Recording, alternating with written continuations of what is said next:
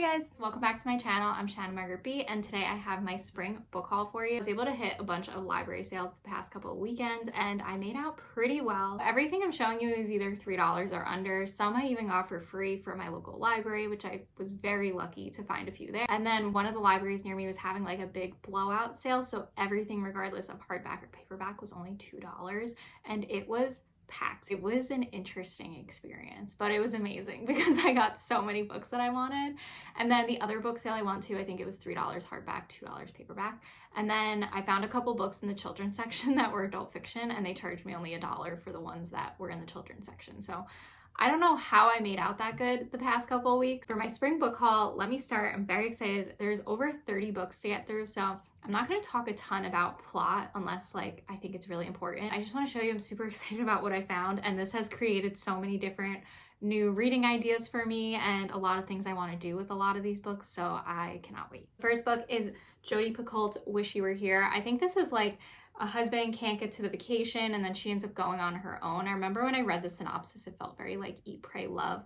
And I do love a good literary fiction, so I'm excited to try out a Jodi Picoult. I know some people say Jodi Picoult. I don't know which one's right. The next book is Trust by Hernan Diaz. So this book, I looked through the contents and it's broken up into 4 parts. And I think it's a book about a book in like the 1930s. So I'm very interested. It seems like this is like not necessarily historical fiction, but some type of historical mystery. This was on some type of New York Times list, and I remember when it came out, everyone was talking about how Trust landed on that list. So I am interested to give this a try, and it was a brand new copy, so I was like, gotta do it. I was excited to find Part of Your World, so I am ready to dive into Abby Jimenez. If you have any Abby Jimenez that I should start with, let me know, but probably will get her other ones from the library if she ends up being an author for me. Keeping in the vein in romance is Catherine Center's What You Wish For. I love, and one of my all-time favorite books is How to Walk Away by Catherine Center. So this I think is like more in the beginnings of when she was writing literary romance. I have been hunting down this one and then Things We Save in the Fire, which I feel like are her original 3 books that she put out. This book is probably pretty random. I don't know if a lot of people have read this book, Everything We Keep by Carrie Lonsdale. I had a quick Kindle Unlimited phase in college actually, because I realized when I moved in that I couldn't read at night anymore. So I so quick bought an Amazon Fire tablet and I got Kindle Unlimited on it and I tore through books on that thing. And this is actually a book I've always wanted to reread that was on Kindle Unlimited, and it is, I'm pretty sure, part of a duology or a trilogy. This is a romance. I'm pretty sure her husband goes missing, don't quote me, but I just remember I really loved it, so I definitely want to reread this. And the next are 2 Lisa Jewells. So one that I was looking out for was The Family Remains. I've read The Family Upstairs and I can't figure out if they're related or not, so I'm gonna have to look into if they're related because I might have to reread The Family Upstairs. The other one is actually one I haven't heard about before, The Girls in the Garden, but the premise looked pretty interesting. It seems like it's this creepy house and someone ends up dead in a garden bed, and I was like, I'm sold already. The next one is The School for Good Mothers by Jessamy Chan. This is another one that was brand new and it's been on my book outlet wish list for a while. I do love books that have to do a little bit with motherhood. I actually, All These Dangerous Things in that vlog, I talk about how interesting I thought Stacy and Willingham talked about motherhood. So I'm not a mother yet. I do find it interesting, the mother's journey. So have been wanting to read this. Next one is Good Company by Cynthia Dupree Sweeney, I believe. And I also have the book The Nest, which is an interesting family dynamic story. So this one has actually also been on my book outlet cart for a while. If you're ever curious how knows what books to look for, I feel family members or friends are how do you know what books to look for when you go to these library sales, because you have to do it pretty fast, because those books go, people were pulling Stephen King. Spoiler, I did not buy Stephen King. I actually almost did, and there was a nice old man next to me and he was asking his daughter or someone oh, do you see any Stephen King? And I had Mr. Mercedes in my hands and it was a brand new copy, but I was I don't know, maybe he hasn't read that one, so I put it back because I felt bad, because I was I have so much Stephen King that I have to read, which I'm actually starting a reading vlog for Stephen King next week. I'm very excited. Oh, I was saying, if you're curious how someone like me knows how to find some books, I at night when I can't sleep at night, I go on the book outlet website to already see what books are starting to get discounted. Not necessarily that they're not good books or that they'll be seen out everywhere, but I think my thinking always is either they didn't do as good on releasing as they thought, or a sequel's coming, so they might do a rebrand of the book and get rid of all their old stock. So that's how they end up on Book Outlet. I don't know the whole science, but like that's what I just think about in my head.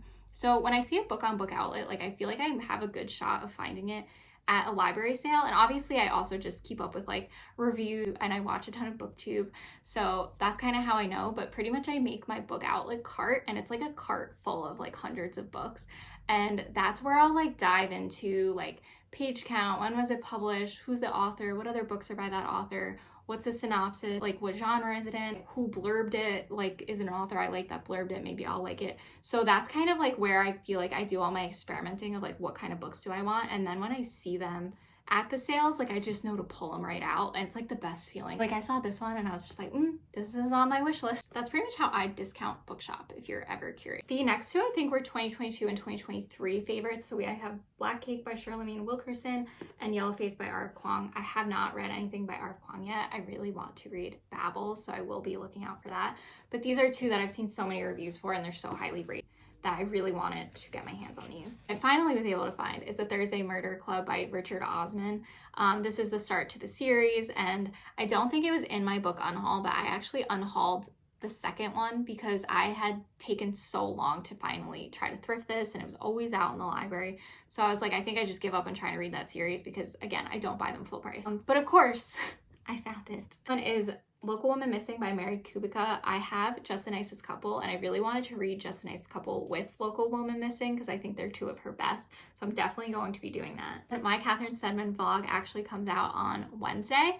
So this is the Family Game by Catherine Stedman. This spoiler, I'm spoiling my whole vlog, but this was my all-time favorite Catherine Stedman. It was really fantastic, but I had borrowed it from the library and I really wanted my own copy because I kind of want to reread this one day. And also just, who doesn't love to own their favorite books? And now that I know that I love it, it's even better to own it. So I was able to find a copy of The Family Game. Now time for the next book sale. This was the book sale that was like $2, everything must go. So I really helped the cause there. First one is The Glass Hotel by Emily St. John Mandel. So I did not like Station 11 at all, but I really want to give this author another shot. So The Glass Hotel sounded like an interesting premise. Probably one of my longest searched for books in thrift stores and book sales, and I finally found it, is The Secret History by Donna Tartt. And I'm convinced I found it because I was just reading All the Light We Cannot See, and I was talking a lot about similarities with Goldfinch, and I'm like, I feel like I just manifested Donna Tartt into my life again.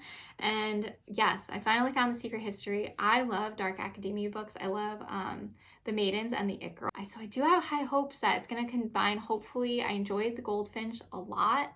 I've heard the Goldfinch and this are very different, so I don't know how I'll feel about it, but I can't believe I have my hands on it. Finally, it took so long. I feel like this is similar to when I finally was able to get If We Were Villains, and I hated it. So I hope this dark academia I really enjoy. Big Swiss by Jen Beagin. I love like kind of weird, funky books, so this has definitely been on my radar. Next one is Who's Ma Dixon by Alexandra Andrews. I was like definitely surprised I didn't get a ton of thrillers. And thrillers is definitely what I love, so I was excited to be able to find a thriller. I hope after reading The Guest by Emma Cline, where it's kind of like this elusive woman, I hope this is like a better version of that book, because you can see my 24-hour reading challenge about how I feel about The Guest. But yeah, I hope this isn't the same vibes. I'm really hoping it's a different story. So I have two books that I've purchased because of reading All the Light We Cannot See. Really put me in a historical fiction moment.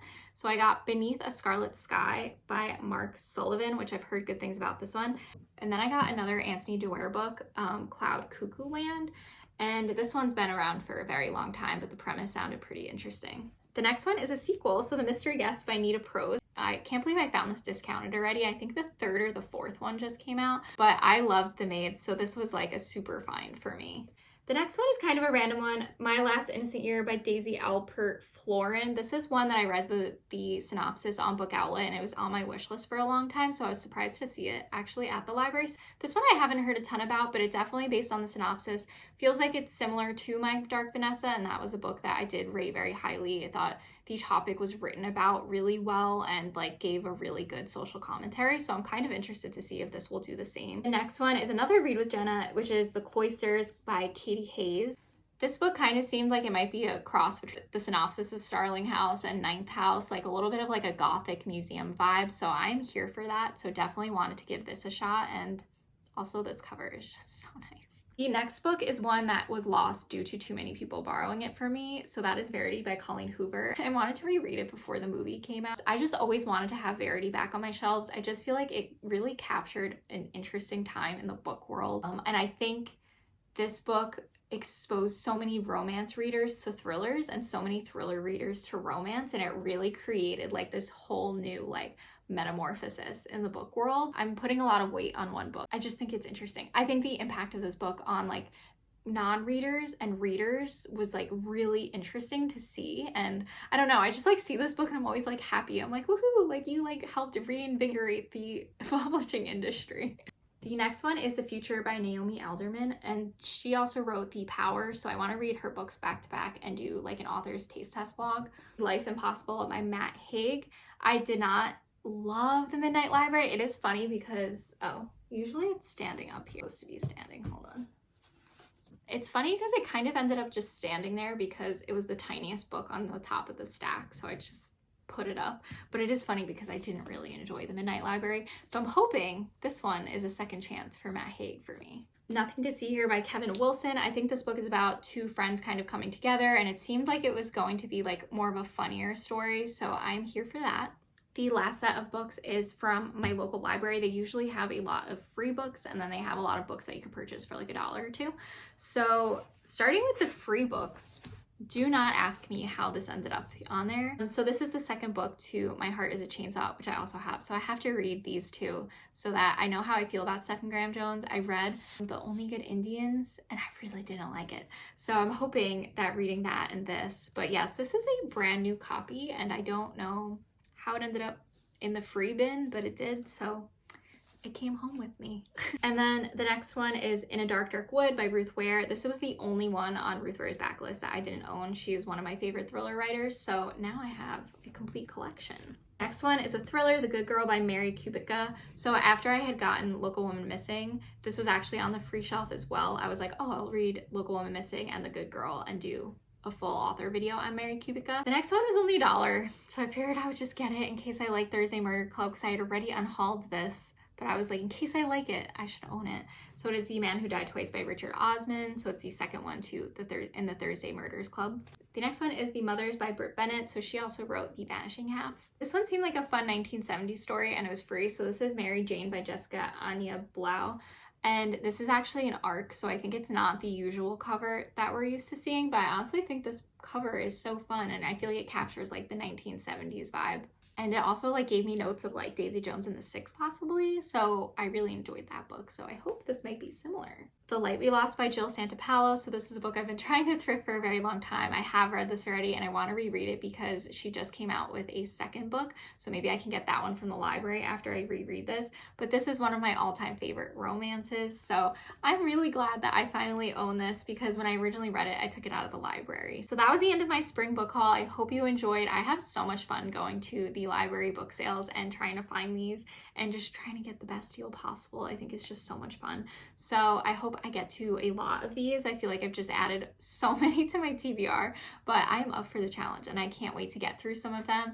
Let me know if you've read any of these, if you think I should hit any of these first. See you soon in another video. Bye!